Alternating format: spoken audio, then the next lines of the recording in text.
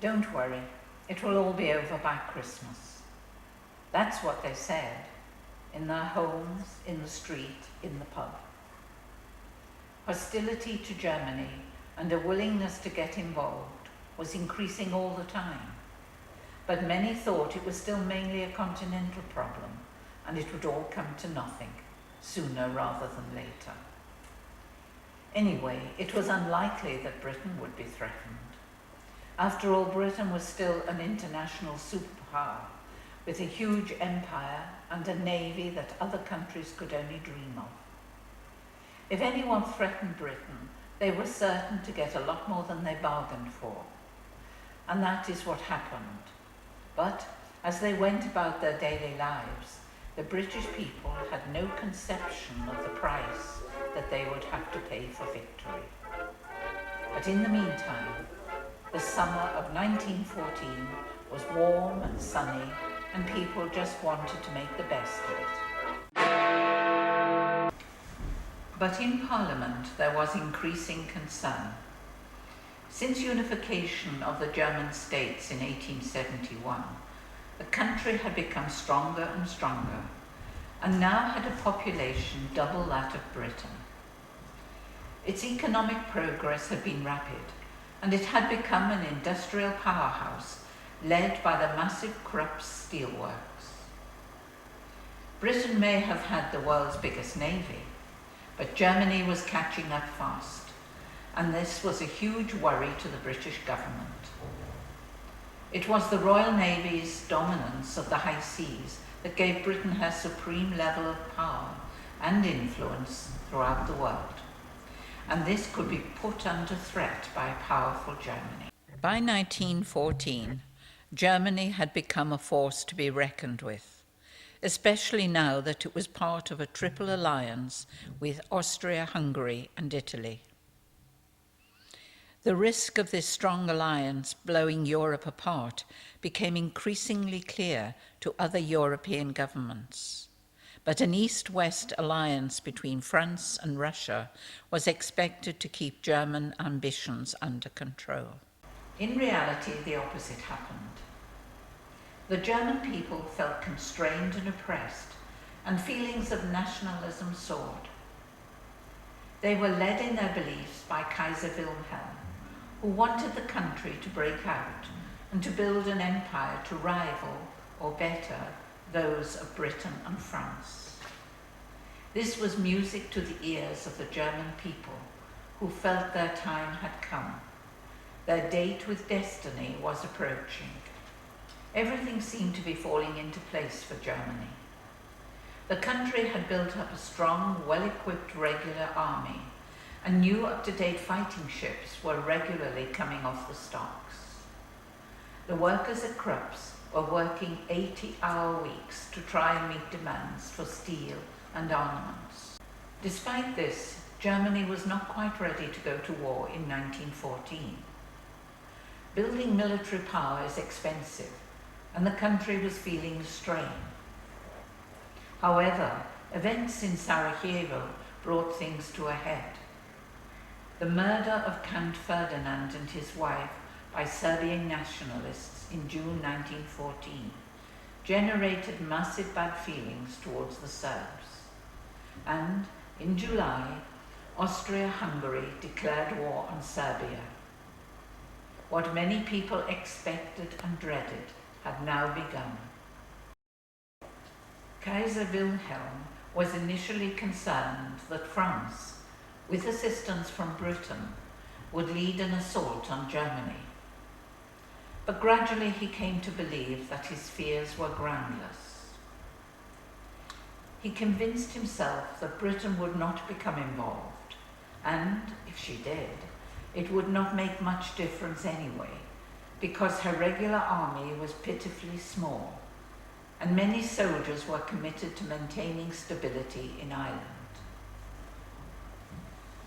Germany would easily be able to crush the old-fashioned army of France, and then she would turn all her attention to defeating Russia, which would also not be difficult, because Russian forces, although huge, were very poorly trained and poorly equipped. at best a basic peasant army. Germany's wish to dominate Europe was there for the taking, and was all going to be surprisingly easy. The Kaiser was a very happy man. So war it would be, and Germany did not even have to draw up a war plan. It already had one, the Schlieffen Plan. This plan, drawn up by Count von Schlieffen in 1905, was a simple but precise blueprint for waging and winning a war in Europe, initially dealing with a Franco-German war, but later versions involving an attack on Russia. The plan was to first concentrate on defeating France, which they fully expected to do within 6 weeks, and then to transfer their efforts to defeating Serbia and the unprepared Russia, which they thought would only take a few months more. On the 1st of August 1914, Germany put their plan into action and declared war on Russia, the ally of Serbia. The German people were ecstatic. What an opportunity this would be for Germany to attain her rightful place in the world. Thousands cheered the Kaiser as he stood on the balcony of the Berliner Schloss on the day war with Russia was declared. The next day, following the rules of the Schlieffen Plan, Germany invaded Luxembourg. The plan envisaged an attack on France via Belgium and Luxembourg, because heavy defences and difficult terrain made crossing the French-German border too risky. A demand to Belgium for free passage was rebuffed by King Albert within hours, but on the 3rd of August, the Germans invaded the country anyway, thus triggering Britain's involvement. Many years previously, Britain had given Belgium an undertaking that her neutrality would be protected, and Britain, with great honour, stood by their promise. On the 4th of August, Britain declared war on Germany. British troops were mobilised immediately, and within a few days, Lord Kitchener, by popular acclaim, was made Secretary of State for War. Kitchener realised straight away that this was not going to be a short war, and that the size of Britain's army had to be increased substantially. A countrywide recruitment campaign was put into operation immediately. The British people were tremendously patriotic at this time and wanted to punish Germany for its incursion into neutral Belgium. They were proud that Parliament had stood by the country's promise to Belgium, and that the world had seen that Britain's word meant something. Thousands of men flocked to enlist, encouraged by the many recruitment posters that were produced, and sometimes as a result of pressure from other members of their local communities. Queues soon formed at the recruitment centres. In Liverpool, Lord Derby encouraged men to join up along with their friends and workmates to form battalions of local groups that would train and, if necessary, fight together.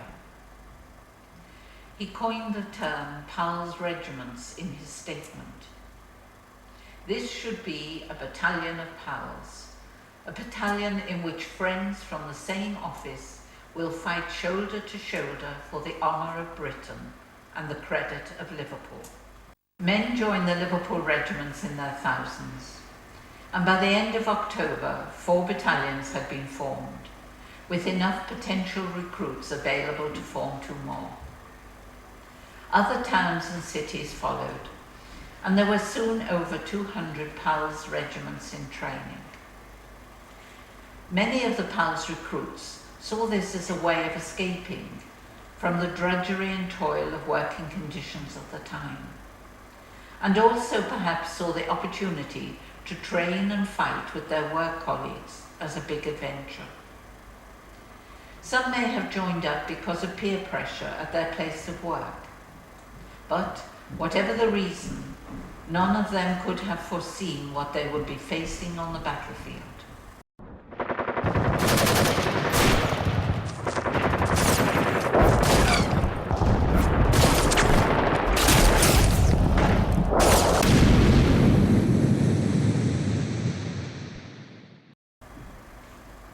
In all, up to 6,000 men are thought to have joined the Liverpool Pals battalions.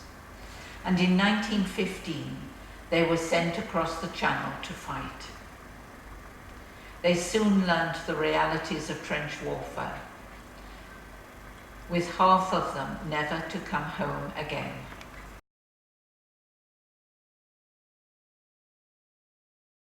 Wainwright, Secretary of the Liverpool Pals Memorial Fund Committee, tells the story of the Liverpool Pals. The Liverpool Pals Memorial Fund was set up in March 2011 with the express ambition of placing a permanent memorial to the memories of over 2,800 men who joined the Liverpool Pals in 1914, never to return home. We had the Duke of Westminster and Lord Derby as our patrons, and we were funded throughout by the public and many groups who took an interest in the Pals, one of which was the Sefton Art Group, which we're very, very grateful for all the support we received. On August the 31st, 2014, 100 years to the day since the Liverpool Pals joined up and enlisted over at St George's Hall, a permanent memorial, was unveiled at Lime Street Station. Tom Murphy produced a fantastic frieze in 2 parts, telling the story of the Liverpool Pals, right the way from their formation over at St George's Hall, through to their departure from Liverpool in April 1915, onwards to the battlefield experiences, and finally the more rather subdued homecoming of the remaining Pals, the survivors. And Tom actually finished the frieze off with a fantastic touch, which was the modern day remembrance services over at St George's Hall. All in all, it was 3 years hard work, painstaking work, but a labour of love for all of us concerned. The memory of the Liverpool Pals should never be forgotten. They were very brave lads, boys in some instances, who gave up, most of them, very well-paid jobs to sign up for king and country at the time of the country's greatest need. Many, over 2,800, never returned home to their loved ones, and their memory drove us on. Many lie in graves in France and Belgium, some in Russia, many on the memorials to the missing in France and Belgium. Now in Liverpool they have a permanent memorial to their sacrifice. Thank you. In August 2014, 100 years after World War I began, a memorial to the Liverpool Pals was unveiled at Liverpool's Lime Street Station by the Earl of Wessex. The memorial was designed by the sculptor Tom Murphy, who created many sculptures on display in Liverpool, including a bronze memorial to Captain Noel Trevaz, a Liverpool-based doctor, whose heroics during World War I when tending injured soldiers on the battlefield are legendary. On numerous occasions, with the assistance of volunteers, Dr. Trevaz entered no man's land to search for and help the wounded, sometimes only 25 meters from an enemy position. Although wounded many times, the doctor carried on with his work until one day in 1917, it all came to an end when a shell hit the first aid post where he was resting. He survived the explosion, but died later from his injuries. Dr. Trevaz received the rare accolade of being awarded 2 Victoria Crosses and the Military Medal. The Liverpool Pals Memorial takes the form of a huge cast bronze frieze and shows the proud workers joining up to serve their country and then facing the horrors of war. Despite surprisingly strong resistance from the Belgian army, with the support of the British Expeditionary Force, the German army swept through Belgium, capturing most of the country within 3 weeks. They then continued their advance through northern France, pushing the rapidly retreating French and British forces before them. However, when the fighting reached the River Marne, the Allied forces stopped retreating, and on the 5th of September began a fierce counterattack. This took the Germans by surprise, and despite very heavy French and British casualties, the German advance was stopped in its tracks, and the German generals decided to dig in. They really had no choice. Their army was exhausted by heavy fighting, and some units had been transferred to the east, where Russia was putting up a stronger fight than was expected. And so began 4 years of the horror and futility of trench war stalemate. The race to the coast began as each side worked to set up defensive positions. Thousands of miles of trenches were dug between Switzerland and the English Channel. And the carnage of trench warfare, where each side would face heavy losses just to gain perhaps a few meters of ground, would continue for the next 4 years. So many troops were being lost that more and more effort had to be put in at home to encourage men to enlist, and in 1916 conscription had to be introduced. Troops were away fighting. Those at home had to try and cope with life as best they could, always wondering what was happening to their loved ones in the fighting. People flocked to the music halls to hear performers such as Mary Lloyd and Bester Tilly perform some of the many songs which were written to tie in with the national mood of the time. Many of these songs are still well known today. They were summoned from the hillside, they were called in from the glen, and the country found them ready at the sterling call for men. Let no tears add to their hardship, as the soldiers pass along, and although your heart is breaking, make it sing this cheery song.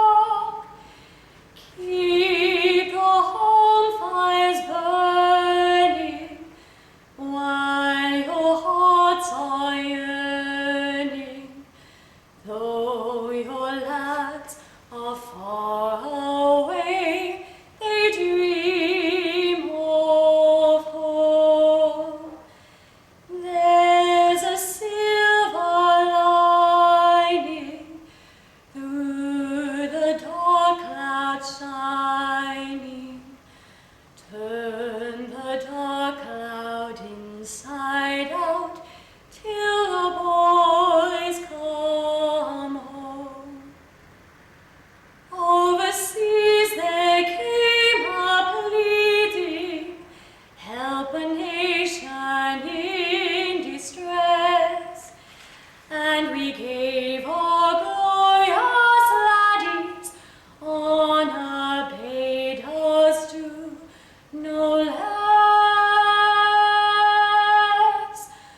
For no gallant son of Britain to a foreign yoke shall bend, and no Englishman is silent to the sacred call of friend.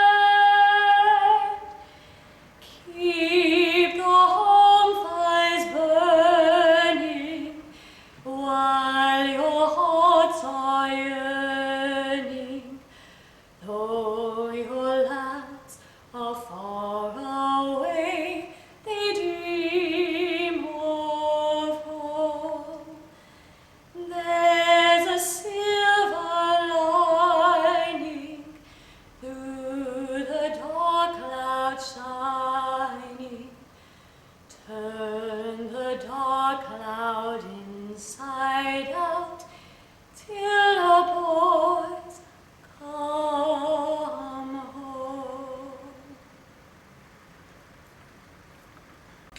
When it all came to an end in 1918, nearly 5.5 million British and Commonwealth troops had served on the Western Front, and over 900,000 were killed, and over 2 million wounded, many very badly. But it was not just people who served Britain in World War I. When the war started, the British Army had only around 25,000 horses, but many more were needed to carry supplies and to draw wagons and gun carriages. Over 1 million British horses and mules were conscripted to take part, and they suffered as did the troops.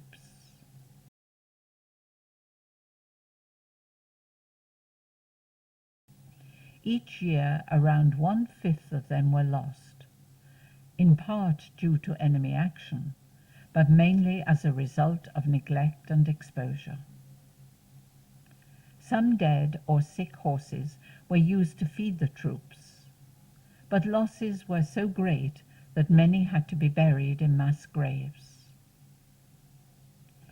When it was all over, only 62,000 horses are thought to have survived. Some of the younger and fitter horses made it back to Britain as army horses, but most ended up in the hands of continental butchers, their service to Britain not now counting for anything. There were also thousands of army dogs, many of which had been donated to the war cause by their owners, although some were conscripted.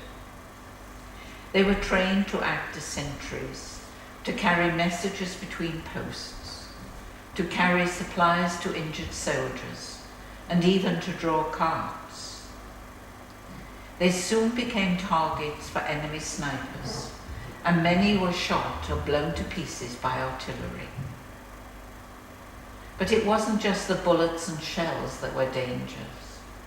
This image shows an army dog with its paws bandaged because of burns caused by enemy chlorine gas which lay on the ground. Most of the dogs that survived the war made it back to Britain, but then they weren't really needed anymore, and most are thought to have been put down. As with horses, their contribution to the war effort was soon forgotten. And then there were the carrier pigeons. These little messengers were invaluable to the war effort, carrying messages back from the front or even back to England. They were remarkably successful, and each time they were released, they had a 95% chance of reaching their destination, despite being targets for enemy rifles. But they made many journeys and thousands were killed. Their bravery, however, is legendary, and there are many accounts of the birds being mortally wounded by enemy fire, but just managing to hold on long enough to make it back to their lofts with their messages before dying of their injuries. At home they were considered so important that special protection was afforded by law, and harming one, even accidentally, could result in a fine of £100 or 6 months in prison. On the 11th of November 1918, the armistice was formally signed, and finally it was all over. Troops were demobilized, and they made their way home back to their families. But they would have found that things had changed a lot since they left.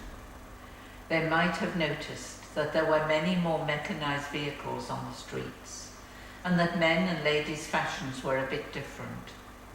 But what really would have surprised them was how the role of women had changed. The soldiers had seen how women had become involved in the war effort, with hundreds helping behind the lines as nurses or ambulance drivers. But they couldn't have fully appreciated how the position of women had changed at home. So many men had joined the army that factories and offices didn't have anything like enough staff left to do the work. Thousands of women were ready and willing to fill the gap, and were soon doing jobs that many men thought they probably couldn't do. The level of fighting meant that vast quantities of munitions were needed, and thousands of women were engaged in production of shells, often at great personal risk. When the men returned, they expected to get their old jobs back right away, and there was some conflict when women did not want to give up their new way of life, especially now that some women had, for the first time, been given the vote. The role of women in society had changed, and there was no going back. But for some soldiers, the war did not end with their return home. Many were so badly injured, mentally or physically, that their lives would never be the same again. The country that had needed them to fight the Germans didn't seem to want them anymore, and many ended up begging on the street. But at least the war to end all wars was over, and people rejoiced in the thought that everyone could now live in peace and not have to go to war again. No one could have imagined that just 21 years after the armistice was signed, it would all happen again, and next time it would be even worse. In November 2014, 100 years after the outbreak of World War I, Sefton Art Group, based in the northwest of England, held a special event to remember those who served and to raise funds to help support the Liverpool Pals Memorial Frieze. The second part of this series covers the commemorative evening.